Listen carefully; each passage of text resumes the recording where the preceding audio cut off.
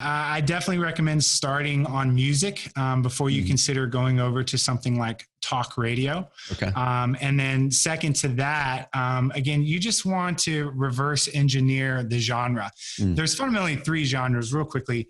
You've got urban, you've got rural, and you've got over the age of 50. For most people, it's over the age of 50. But let's say you're in an area and it's like, you know what? I look at my closings and I do a lot of urban deals. Well, then you're going to want to go advertise on something like R&B. Okay. If you're over the age of 50, well, what do your grandparents listen to? So it's not complicated, but the great thing is you can, it's not a spray and pray. We're actually targeting a particular demographic, which we like. That's why we like things like Facebook, because it's targeted. Radio is targeted, and people don't realize that, because someone that's over the age of 50 isn't going to listen to R&B probably. They're all conjugating around that particular genre of music because they grew up with it. Therefore, you get a specific target, which is great.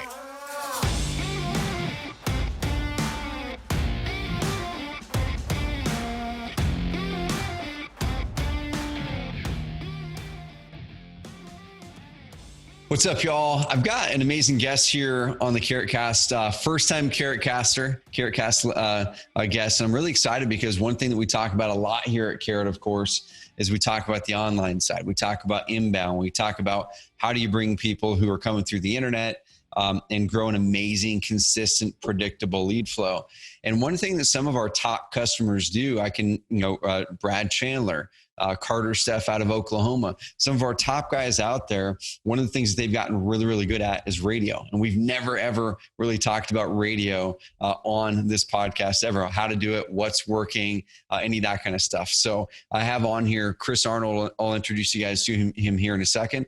And that's what he does. He's amazing at the radio side and the real estate investing side of the business. But we're going to talk about other things outside of real estate. Right before we hit record, Chris and I we're just talking about how do you make sure that you as an entrepreneur, you're not isolating away, especially right now during all this COVID crap that's going on, right? It's insanely easy, I think, right now for people to be isolating away and marching down the wrong path. So we're going to dive into a bunch of topics today. And I want to introduce you guys officially to Mr. Chris Arnold. Welcome on the Carrot Cast, man.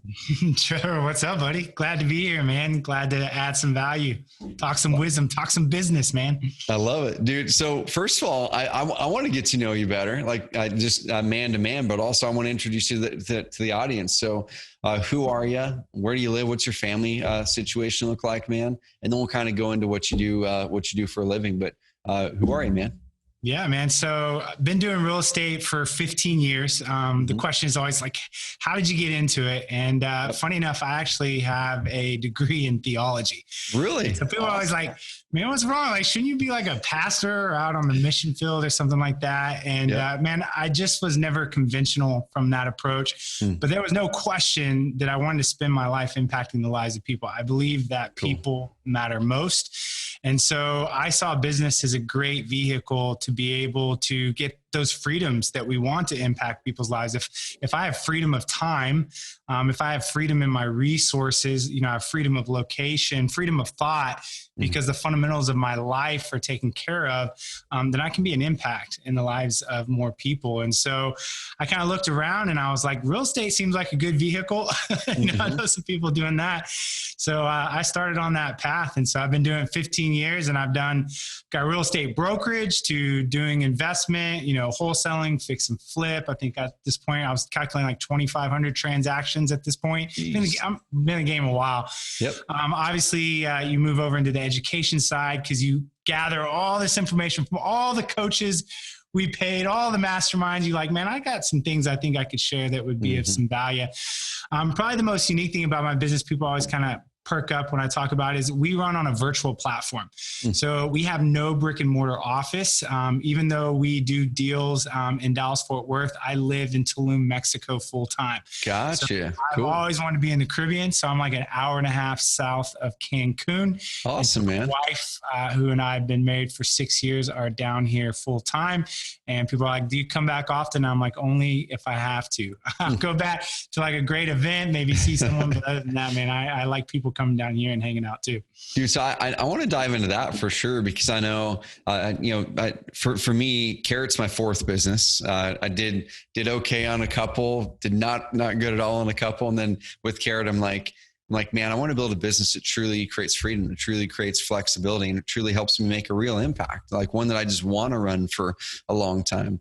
And I never dreamt to have a team of dozens of employees. Like I thought that would be misery, but now that we're really building this business, like it's the best thing ever. And so freedom, flexibility, and impact are the main things I created it for. And so for you, man, you created the freedom to be able to do your business from anywhere. And before we dive into all the real estate tips and stuff, I want to start here. Number one, what made you make the leap from the seminary school to real estate? Was there a decision to say, hey, I don't think going down the path of being a pastor is the right way? Or for me, I'm a Christian as well. I've thought about that too. And one of my buddies who's a pastor here locally, he's like, man, business is your ministry. Like business is your ministry. Getting in front of people and spreading the message, being that beacon is your ministry. Kind of what for you made that decision for you? Yeah. So I actually kind of had one of those aha moments when I can remember and tell you when the seed was originally planted. I was kind of starting to get to the end of seminary, and I'm looking at all these things, like maybe I'll be a professor or go to the mission field. I mean, I lived in Africa and Uganda, so I did mission work and stuff like that. And I was literally sitting in Chick-fil-A eating a chicken biscuit. And if you know anything of the story of Chick-fil-A and Kathy Truitt and so forth, talk about someone that built a business in order to really create legacy. Yep. And I remember just kind of sitting there eating that chicken biscuit and looking up on the wall at this mural of how Kathy Truitt had taken the resources from Chick-fil-A, and they're helping people go to college that wouldn't have that opportunity, different things. And that was the first time, again, if we're kind of having a faith conversation, I really felt like God kind of dropped that idea in my head that, hey, what if you built a business to impact the lives of people? Who says that you have to be vocational? Cool. So that was layer number one. And then layer number two, kind of one of my heroes is Blake McCoskey that started Tom Shoes. Yep. It was the idea of social entrepreneurship. And I can remember, being in Bible school and stuff like that, there was always this divide. I'll use the Christianese language they used to use. They tell you that you were going to be a priest or a king. And what that fundamentally meant was either you're going to go to the mission field or you're going to be the person that writes a check for people to go to the mission field. And Blake McCoskey came along and said, screw that. I'm going to be both. I'm going to be both the priest and the king. I'm going to write the check, but just because I have the ability to write the check doesn't mean I can't also be the person that goes. And if you know anything about Blake McCoskey, they started Tom Shoes, and for every pair of shoes that you buy, they give one away, and they solved a global problem. And that's what social entrepreneurism, it's taking business to solve problems. There is that cause effect that it's built on. And I was like, man, that feels like me. And so now I understood why I didn't really fit into the conventional side, why that wasn't really washing over me well. And I was like, nah, man, this is the direction I really feel like I'm being led. Dude, that right there is so important. The reason I wanted to dive down that, because so many entrepreneurs, I don't care if you're a real estate investor or agent or you sell toilets, like it doesn't matter. So many people get into business for the primary reason of the income side of it. And what happens that I found, Chris, I'm not sure if you found the same thing, is oftentimes those people, and myself included early on, we're kind of running away from something, right? You're running away from a job that you don't like, you're running away from this income ceiling that you have and the other thing. And where a lot of people then kind of get 3, 4, 5 years in, they start to feel like, man, I'm making some money, but it feels off. I don't feel like I'm fulfilled. And they start to try other things. It's because they don't make the shift to run towards something. It's like you're running away from something and then you don't make the shift 2, 3, 4 years and run towards something. And I always want on the podcast, I want to instill within people, hey, what is that thing you're running towards? It could be that mission and purpose that you've got to help people locally. It could be whatever it is. And so here with Carrot, the first couple of years, honestly, I was running away from my old business that I hated. I got burnt out on it. I was doing work that wasn't firing me up, that wasn't giving me energy. And then it was a couple of years into Carrot where normally I would go find something new to do 2 or 3 years into a business. I'm like, man, now let me just try to find something to run towards with this business now, make it exciting. So for you with your companies, dude, how do you now bake in that purpose and mission into the companies you've got now? You've got the investing side, you've got the coaching side, the brokerage. I know you have a mastermind as well with the multipliers. So kind of what are some of the ways that you've built in purpose in your companies? Yeah, absolutely. So I obviously really believes it starts with the people that you steward, which is your team. And I believe that as a leader, if you're going to be the type of leader that impacts their lives, you have to care about the totality of the people on your team, not just the business side of their life, but what's going on the personal side and so forth. So I think layer one for anyone that kind of steps into business and you're thinking about impact, it's kind of like the old saying, like, if I'm not taking care of my family at home, then I haven't really earned the right to go out and impact the lives of people. I think from an entrepreneurship standpoint, if you're not taking care of home base in your business, being your employees and pouring into them and coaching them, and here's really what we're talking about, raising up leadership, which is the best definition of what should be happening in every organization, then you haven't really earned that right to go potentially look at what that next thing is. And I'm not saying you're not doing a homeless ministry in the meantime, getting involved in your local church, but I think you get the overall philosophy that that's definitely layer one. And so I think that's the most important stepping stone. And as you grow, I can tell you the key is never to lose that, because then you start juggling more things around giving and contribution. And you always got to go back and say, man, I can't let these things tear me away from the thing that got me here, that got me this freedom. And that's usually the incredible people that you've hired that have helped you get that freedom. Dude, that's good. That's really good, man. And we're kind of experiencing some of that right now at Carrot, just to be honest, where, we're 6.5 years in. A year and a half ago, we were probably 22 employees. Now we're 35, 37.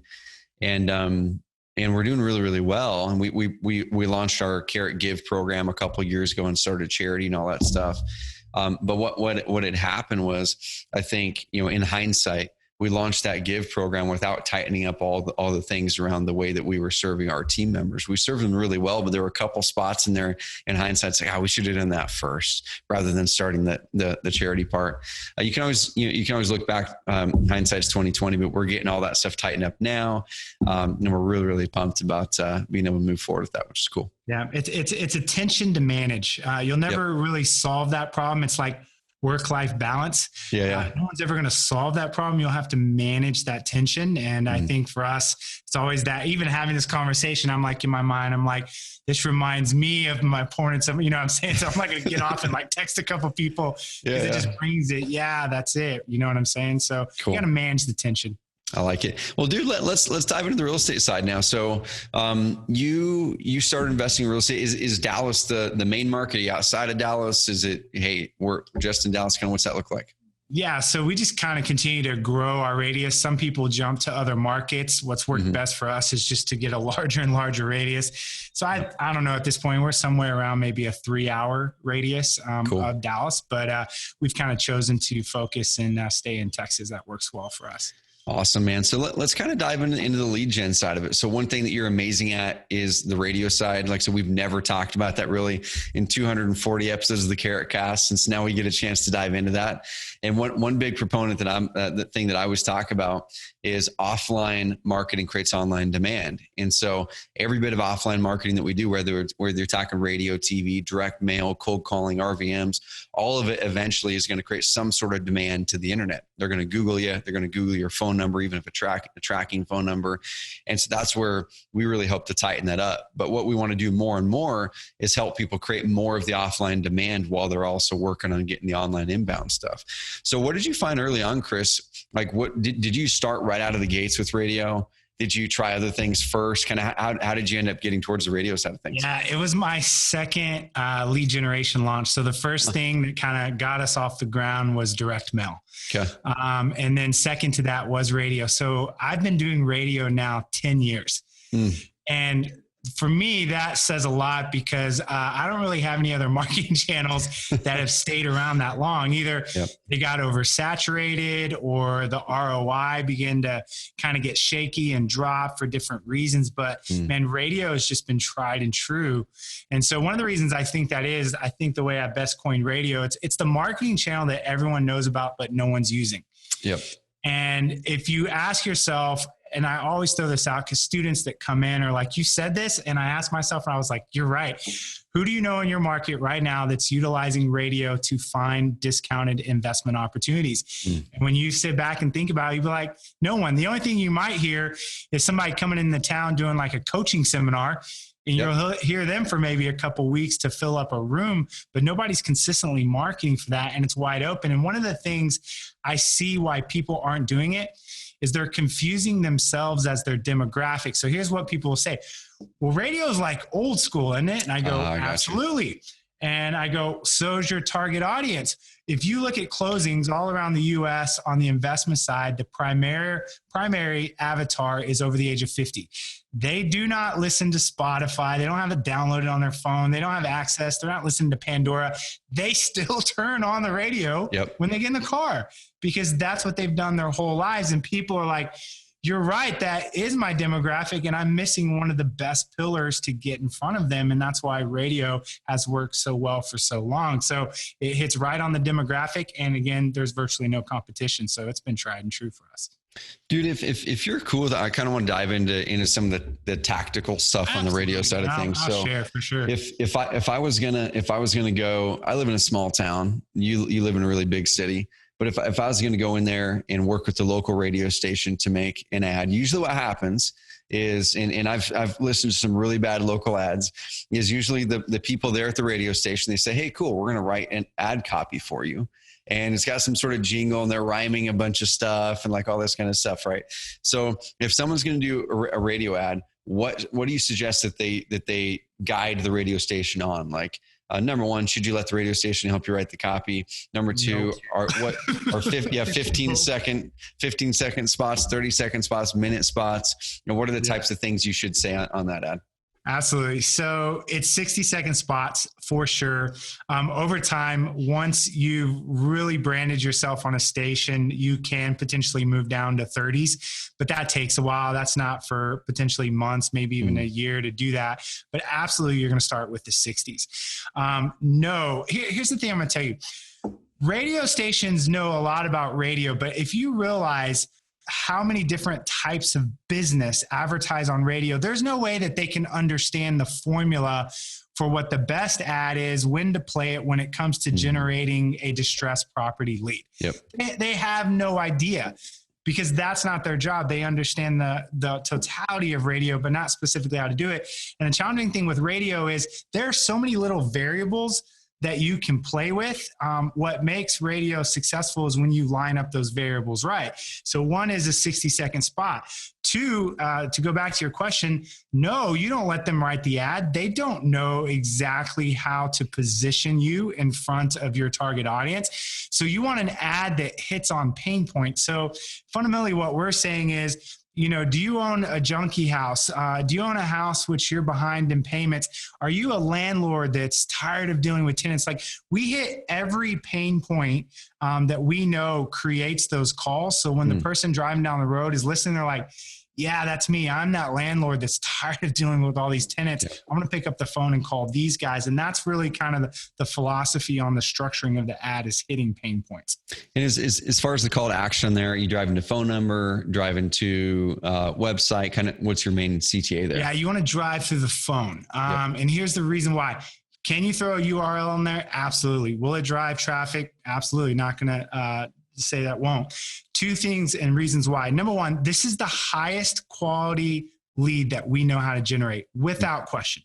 Someone's driving down the road. They call you on the radio because of an ad that they heard on the phone. They are motivated. It's not like direct mail where over half of your calls are hate calls. These are people that are calling in. So you want to catch those calls live. right? And so you run them through the phone. You don't send them to fill out a web form where you have to chase them back down and lose them in that emotion. You run it through the phone and you catch every call live. It's not like direct mail where you send them to voicemail and go cherry pick what sounds like to be the hottest voicemail leads. Make sure we answer all of these calls live because they're hot. And that's one of the keys in running successfully with radio. Dude, a couple more questions on the radio side. Then I want to shift topics a little bit. So 60-second ad spots, you talked about going through the pain points that seller or buyer, like it depends on what you're looking to do, but we're talking sellers here. You go through the pain points, give a CTA, drive through the phone, answer them live. I love that. Are there certain times during the day, days during the week that you found, man, these are kind of the prime spots to get in front of the best sellers? Yeah. So with our students, we coach them on advertising during prime time. Okay. So nights, weekends, stuff like that. In my opinion, stations will try to sell you on that stuff because it's not really valuable. And it's like, well, advertising on Saturday or Sunday sounds good. But if you know statistically, you want to advertise during drive time, right? Early morning, afternoon, lunch, stuff like that. So we stay within that prime time window, which I think is important. Awesome. Dude, anything else that I haven't asked you questions on related to the radio side that's like, man, if you're going to do radio, you guys got to think about this. Any kind of rapid fire tips? I'm sure there's a million of them, man, doing it for 10 years. I'll talk about a few of the biggest benefits that I've seen, right? And I'll kind of throw it in comparison to all the traditional stuff out there right now, RVMing, text blasting, cold calling, you name it. Yep. You get celebrity status. You don't get that on the other ones. That means that you're actually building your name and your brand, and you will be way above your competition, because what happens psychologically in our minds when it comes to radio and television is that we view those people as celebrities. That's where celebrities come from. You can create that in your own business, which follows instant credibility, which is, well, if this person's advertising on radio, he or she must be established and know what they're talking about. Yep. So that's a huge benefit that people are missing out on some of the other traditional stuff. And on top of that, what I would say is it's set it and forget it. I don't know if you've ever launched a marketing program where you feel like you just created yourself a second job. Yep. I call it hamster wheel marketing, man. It's like as soon as you get off the hamster wheel, it's going to slowly come to a stop and you got to get back on it forever. Exactly. So the great thing about radio is the radio station manages all of it for you. It allows you to be consistent. Those ads are going to drop when they're supposed to advertise. And literally all you got to do is answer the phone when it rings. And so for us that have managed heavier things like direct mail, it's like a breath of fresh air because it's low maintenance. It's not high maintenance. And I think the last thing I would say, and my team will tell you this, if we're talking like teams and culture and so forth, when your people are getting beat up because you're using a spam type of approach to generating lead, and I'm not telling you not to, people do great off things like text blasting and so forth. Yep. I will tell you though, it beats your team up and they're not really proud on how that relationship's starting because the person calling in is already suspicious of you because you spam them, right? Yep. On radio, what it does is it removes that feeling of being sleazy. Yep. 100%. And then your team is proud to stand behind radio because it's not like direct mail in which you're spamming people and they're not getting beat up. We never get hate calls on radio. We get compliments. I still get text messages from my buddies, and I heard your ad again, it was on ESPN or blah, blah, it's cool. Yep. And so it's something I get energized about because it's a marketing channel that I'm proud of that makes us feel good culturally. And I think that that's important because that helps your sales team convert when they feel good about it. Dude, so you brought up ESPN. I wasn't even thinking about channels. Are there certain types of channels that you found are working really good? Like, are you advertising around Rush Limbaugh and stuff like that? Like, kind of what channels have you found on the radio that are ones people should look at first? Yeah, I definitely recommend starting on music before you consider going over to something like talk radio. Okay. And then second to that, again, you just want to reverse engineer the genre. There's fundamentally three genres real quickly. You've got urban, you've got rural, and you've got over the age of 50. For most people, it's over the age of 50. But let's say you're in an area and it's like, you know what? I look at my closings and I do a lot of urban deals. Well, then you're going to want to go advertise on something like R&B. Okay. If you're over the age of 50, well, what do your grandparents listen to? So it's not complicated, but the great thing is you can, it's not a spray and pray. We're actually targeting a particular demographic, which we like. That's why we like things like Facebook, because it's targeted. Radio is targeted, and people don't realize that, because someone that's over the age of 50 isn't going to listen to R&B probably. Yep. They're all conjugating around that particular genre of music because they grew up with it. Therefore, you get a specific target, which is great. Dude, one thing I want to double down on what you were saying there, and guys and gals, everyone who listens to the podcast, you guys have known we've been talking about this for years about building authority. You know, especially as the market gets even more and more cluttered, more agents, more investors. Building authority is what's going to really help you stand out. You've got the iBuyers in there in a lot of markets. They're starting to come back now through the COVID stuff.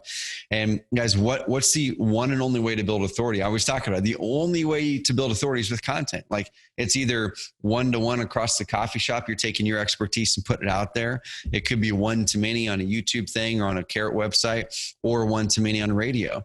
And so the cool thing about this is as we go into a more competitive market, and as you go into a market that's got a lot of competition, very few people are using radio. Number one, for advertising for motivated sellers, if anybody. Like, so probably nobody in your market's doing it. Number two, it helps you stand out as the authority. They can hear the voice. They can hear that you're a real person.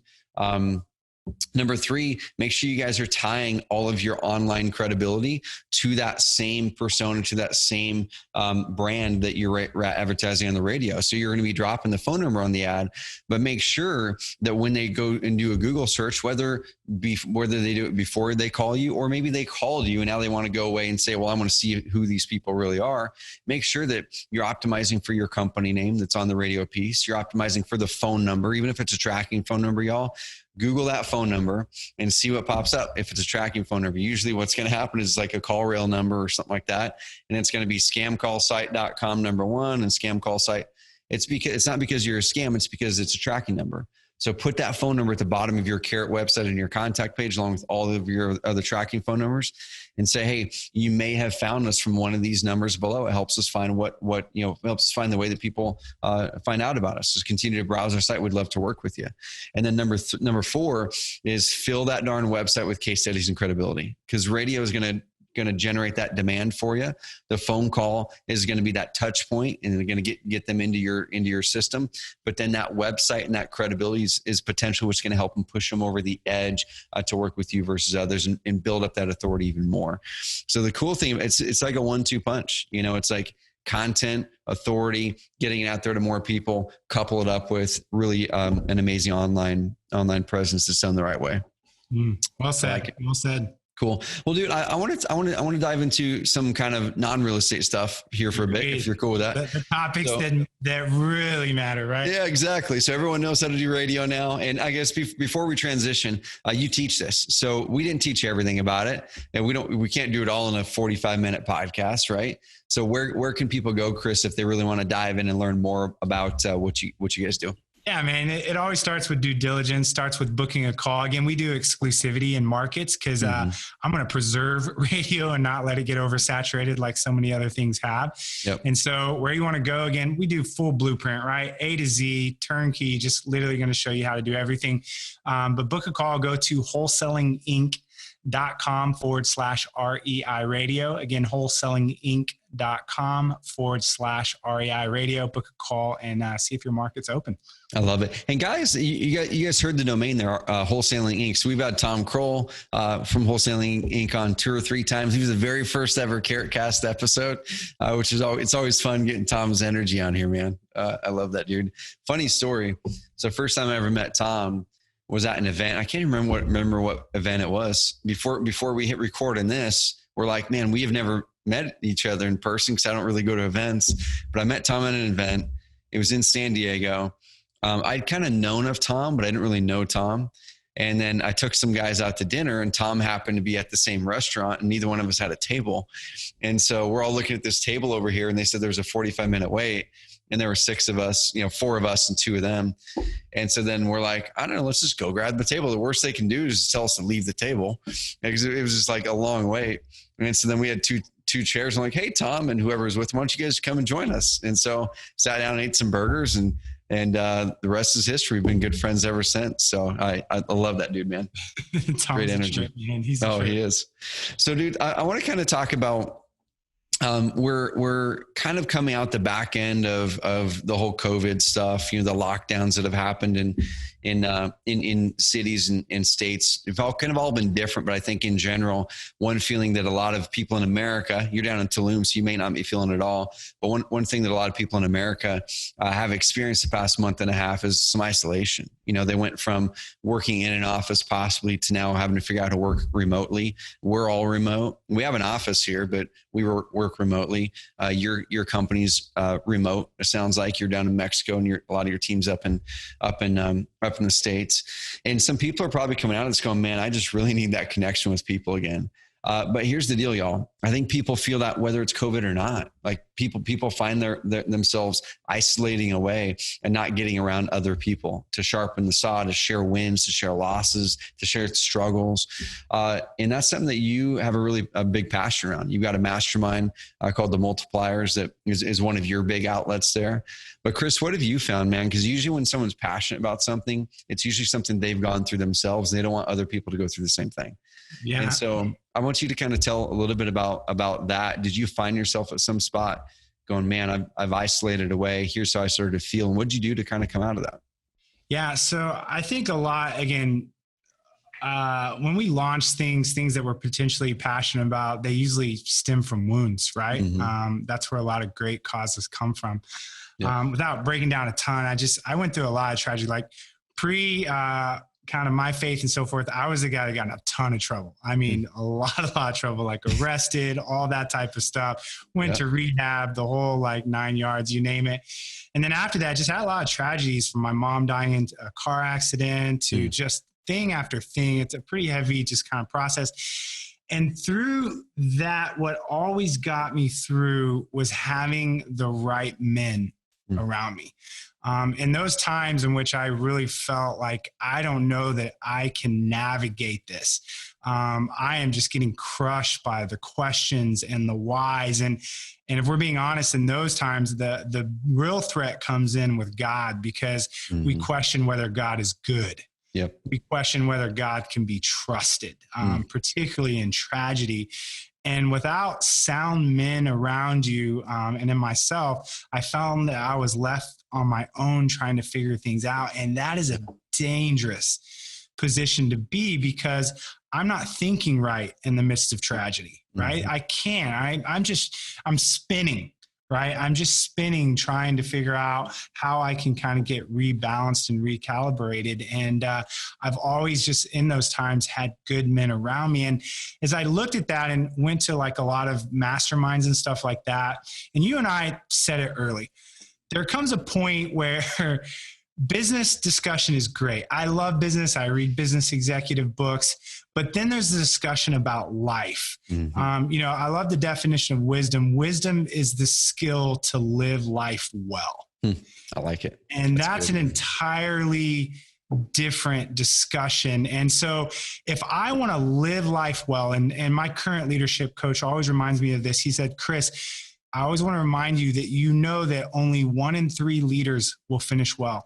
That means 2/3 will disqualify themselves because they will make a decision to topple everything that they've built. And I don't know about you, Trevor, it scares the hell out of me, because I think we've all been around, and again, I'm saying men, this is true for women as well, but we're talking about a men's group particularly. We've been around men that we've looked up to, and they've fallen. And it's caused us we've all had that, whether that be a professor or a family member or a friend or something like that. And we're just like, what the hell happened? And I don't want to be that. I want to finish the race well. And I find that one of the most crucial ways to be able to do that is to have the right men around me. There's the great proverb, right? A man of many companions comes to ruin, but there is a friend that sticks closer than a brother. That's and it's true. Good. And in the real estate world, hey, I got a ton of companions. I mean, my phone and my database is filled. I can tell you hundreds of people I know. But when the shit hits the fan, who am I going to call and be able to be weak to? Who am I going to be able to call and know that I'm not going to be judged if I went outside and had an integrity breach? Right. And here's what happens. And I can tell you why men isolate, particularly leaders. We're talking about leaders and entrepreneurs. I can't dump everything on my wife. Yep. So there's some limitations there. I can't go to my employees. I can't really dump everything on them, particularly if it's something I did to really screw up. A lot of my friends don't understand me because they're working 9 to 5 being like, what are you complaining about? You own your own business. And all of a sudden I find myself not being able to relate with anyone, with the challenges that I'm dealing with. And that's where I believe that community comes in, and getting in the right brotherhood with men is changing. And we know that if you look at anyone's history and story and you ask them, tell me your story, and there is some point of change or transformation in that story, I guarantee you in that moment, they're talking about a who. Yep. A person that came along, walked beside them. And so if that is the case, if that's what's going to help me finish well, and on top of that, it's the thing that's going to sharpen me the most, then I want to be extremely intentional about surrounding myself with the core group of men that have my back. And I'm really passionate about that message because here's what I found, Trevor. Most men don't have it. As common sense as this seems, I'm telling you, it's an epidemic. Most men are isolated and alone, and they're sitting over in shame and shit and sadness for decisions that they've made, and they're falling apart. But we go to events and everybody's chest bumping. Right? Everybody's doing well. Business is great. And I'm calling BS on it. Most people, as we're walking in those events, we all know at some fundamental level we're hurting. Yep. Dude, one thing I want to dive in and unpack here is I went through something similar. This is probably like 2011, 12. So I live in a small town here in Oregon called Roseburg. Love it here. We lived up in Portland for a while, and we moved down here for my wife's work, and we didn't know anybody. We didn't know anybody at all. And I found myself doing the work. I had employees, across the country, a couple. It wasn't a big team, with my business partner at that time, Patrick Riddle. And had no one here that I had known. And what started to happen was I started to find myself not wanting to wake up in the morning to do the work that I had done. I felt like I didn't have that connection with people, even though I was talking with people all day long. And so for me, this would have been 2010 when this actually really started. I had to go out, and I'm like, let me start joining groups. And it was, your Rotary group and your whatever, just like business groups kind of, right? And I'm like, man, there's just something missing here still. Where they're like giving the dollars to celebrate the win and like have the person come in and do the presentation, but there was never really anything diving deeper than that. And so we ended up creating an entrepreneur co-workspace, which is where I'm at right now. In 2010, we created an entrepreneur group, and it started with just that. It was like, hey, let's get together monthly in the entrepreneur group. There's no agenda. We're just going to come and grab a beer and hang out, and let's just talk as entrepreneurs.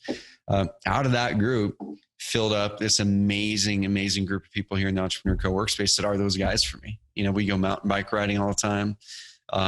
Me and Seth, a mentor of mine, strong Christian, get together every Thursday at 4:00. So here after this podcast here in a bit, get together for breakfast every other Thursday. Like those types of things are a big deal. And what are some of the ways that you would suggest people, if they don't have that group of people yet, if they don't have those group of women, and you're a woman listen to this, or if you don't have that group of men, what are some of the things that you would suggest people do to go out and create those groups right now? Yeah. So, and it's true. I mean, man, woman, whatever, we need that type of community. So I'll tell you the first group. So before I launched like Multipliers Brotherhood, right, which is like an entire organization and so forth, the very first thing I started with, and believe it or not, I still meet with the same 6 men every month. We call it Council of Brothers. And I just went to a group of local friends. This is when I was living in Dallas. One was my business partner. Another one were just a buddy that went to the same school that I did. Another one I just met, just different guys. And I was like, I just think we need to start meeting. And dude, why don't we just order a pizza and just show up and just talk? Let's just commit to like once a month. I mean, there was really no type of process to it. And what I found, though, wasn't like I needed to convince. They were like, yeah, I really need that. And literally, we just made a commitment to start meeting once a month. And I still meet with those men. I cannot tell you how many years, Trevor, that's been. It's the same small group of guys that I still meet with. They know everything about my life. And so my whole deal is, if you can find it, great. But my challenge was I couldn't find it. Therefore, I needed to build it. And I'm going to be just straightforward. For a lot of entrepreneurs, particularly like myself, maybe going to your small group in church and sitting around singing songs and having some guy give you some Bible verses is not really the thing. There's a period of time maybe as a new Christian that works, but I don't know about you, Trevor. You kind of start to go and you're like, this just isn't hitting the spot for me. Like, I need to go much deeper here than some worship songs and a Bible verse, right? Yep. And what I really found us as men were craving is like, dude, there was nothing off limits in our discussion. We come in and talk about, what's the sex life look like with our wives and how should that look, right? And we'd come, it was like, now I got a group of them. We'd sit down and talk about what we were spending money on and were we being good stewards, and like, well, what's your monthly expense? And it had nothing to do with bragging or anything like that. We were just able to talk about things that a lot of people would consider taboo. But it was a safe environment. It was like, man, it was so good just to be able to hear you guys' opinion on this, because I've been isolated over here trying to figure what this is out. Yep. And so I found a ton of value in that. So I just tell people, if you can find a small group like that, if not, then you might consider just building your own. And it's as easy as calling up a few people and go, let's get together once a month. Dude, and that's the thing. I think people try to overcomplicate it. And I know I did early on too. And so, like I said, I've got kind of a few different mechanisms. That the mechanism makes it sound like official, but we built a gym here in the office. It's right in the middle of the entire building. And so every day, 5 days a week, we've got our coach coming in who also works out of here, and he's an amazing dude. And we're all getting together here, working out 5 days a week. Not everyone makes it, but oftentimes we do. And the coolest things happen when you create the environment for it, right? So no agenda, we're just going to go work out.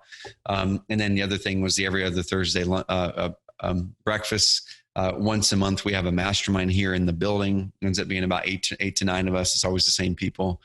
And those little things where for us, we're not all able to make every one of them. So we've created 3 or 4 different types of things where we're all involved in them and at different levels, which is really cool. And the cool thing that happens with it is, like you said, Chris, you've got to make sure that the number one, what's said in there stays in there. Number 2, that you expect people to be vulnerable and share. Like, don't just come and share the good stuff. Share the stuff that's really hard. Number 3, while I'm a big positivity guy, I got the t-shirt, but while I'm a big positivity guy, also want to make sure that people are bringing the stuff that's the hardest stuff, that we really want to focus in on. And so guys and gals, if you guys are going to go out there and create your own group, find those things that work for you. It could be the breakfast. It could be the workout thing. It could be whatever. But guys, create your own group and find it. Y'all, Chris is down in Tulum, Mexico, and he just had the power go out. It's storming down there, but we were coming to a wrap point anyway. And y'all, a couple of things I just want to wrap this episode of the Carrot Cast with for you right now. The first thing is this. The first thing is to wrap that conversation around connection, around building your sisterhood or your brotherhood, and really having people you continually connect with. That's insanely important. I don't care how successful you are. I know some people who are insanely successful monetarily, but don't have a good, they couldn't list any person on their hand who is a true good friend that have deep conversation with them. So make sure that you're diving in and building those friendships and relationships intentionally along the way. Okay. Number 2, guys, let's go to the radio side of things. If you guys want to find a marketing method that builds authority, that works insanely well with Carrot, that drives offline demand, online demand, but then also attracts the right people in a very non-competitive way, because there's not a lot of people going out there and marketing on radio, go and look at radio. Is radio a good way for you to test in your market? I leverage some of the things we talked about today on this. Some of our most successful clients, from Carter Stepp with 1-800-2-SELL Homes, one of the top home buyers in all of Oklahoma. Radio and TV are still one of his top ways in conjunction with Carrot. Carrot gets in the highest ROI, gets in the most consistency. You pair the two together, it's working great. Go to wholesalinginc.com, and I think it was REI Radio, wholesalinginc.com, REI Radio. check it out and see if it makes sense to work with Chris and his team. But Chris, I'm sure we'll be able to connect here soon. He's down there trying to get the power back on in Tulum. And so grateful to have you on, Chris, and everybody listening to this episode of the Carrot Cast. And grateful for you guys to listen. We had a chance to kind of span a bunch of different conversations there. A little bit of faith mix in, a little bit of how do you make sure that we're living a great life, and then how do you grow your business. So guys and gals, make sure that you go into Apple Podcasts, into Spotify, wherever you're listening to the Carrot Cast. If you like what we're delivering here at Carrot, if you like this kind of episode, if you like this kind of topic, let me know in the comment section. I read each and every comment, each and every review in there. Leave a 5-star review in there if that's what you're getting out of the podcast. It fuels my fire on the Carrot Cast, and I want to continue to have more conversations just like the one that I had here with Chris. So I appreciate you guys. Love you guys. You guys are a part of my purpose and part of my mission, and I want to help you guys find yours. Okay, give us a rating, review, guys and gals, and make sure that you go and subscribe so you can get access to every single episode before anyone else does. And if you're not a Carrot member yet, guys and gals, come in the community. If you're doing radio advertising or TV or direct mail and you don't think you need a website, Carter Steff said this, as soon as he plugged in his Carrot site on top of his current existing offline marketing, he added over $20,000 a month in new revenue that was not there before. The demand was there, but his old custom website, it was a great looking site. It was a pretty looking site. It was custom. It was actually losing leads and deals, even though it looked pretty and it was custom. Every single month he came aboard through the Carrot concierge service. We dialed in the design, dialed in the personalization, made it happen. Let's go to carrot.com, join the community. We'd love to work with you. Guys, have an amazing rest of the week, and we'll talk soon.